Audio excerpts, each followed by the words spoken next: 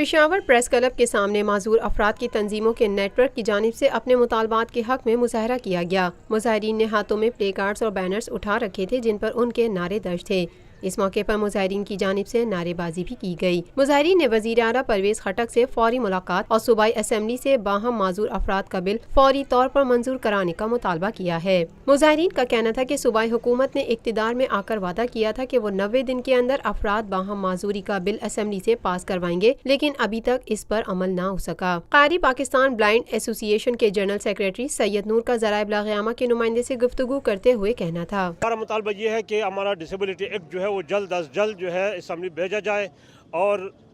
معذور افراد کے امنگوں کے مطابق اس میں جو تبدیلیاں کی گئی ہے اس سے ہمیں بڑا فائدہ ہوگا۔ ایکسیسیبلٹی ہمیں ملے گی، آسانی ملے گی، ہر طرح کی سہولت ہمارے درفت میں ملے گی، روزگار میں سہولت ملے گی، اور اس کے علاوہ بھی ہماری زندگیوں میں جو مشکلات ہیں کافی حد تک وہ کم ہو جائیں گی۔ سوشل لائف فاؤنڈیشن کے صدر ایاز خان نے کہا، صرف ہم اپنا احتجاج ریکارڈ کروانا چاہتے ہیں کہ سی ایم صاحب نے اور مہر تاج روغانی صاحبہ جو 3 سال پہلے سوشل ویلفیئر کی منسٹر تھی، انہوں نے 90 دن میں خیبر پختونخوا ڈسیبلٹی ایکٹ کو اسمبلی سے منظور کرانے کا وعدہ کیا تھا، اور ہم نے اس کے لیے 3 سال کا انتظار کیا۔ ہم ایک پرامن قوم ہے، اس لیے ہم نے یہ 3 سال انتظار کیا۔ اب بھی ہم پرامن احتجاج کے لیے نکلے ہیں کہ وزیر اعلیٰ صاحب ہمیں جلد بلا کے اس ایکٹ کے حوالے سے اور اس کی منظوری کے حوالے سے ہمارے ساتھ میٹنگ کرے، اور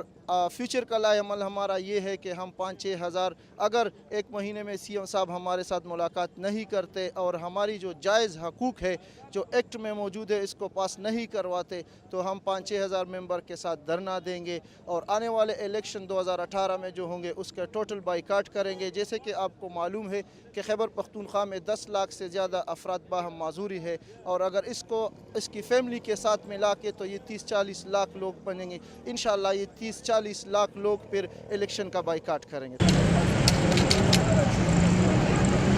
پاکستان میں پہلی مرتبہ حالات حاضرہ کے مختصر مگر جامع پروگرامز، خبروں، تبصروں کے علاوہ دیگر سماجی، تجارتی، ثقافتی، تفریحی، معلوماتی، مذہبی، تعلیمی، صحت اور بچوں کے پروگرامز صرف TNN TV پر۔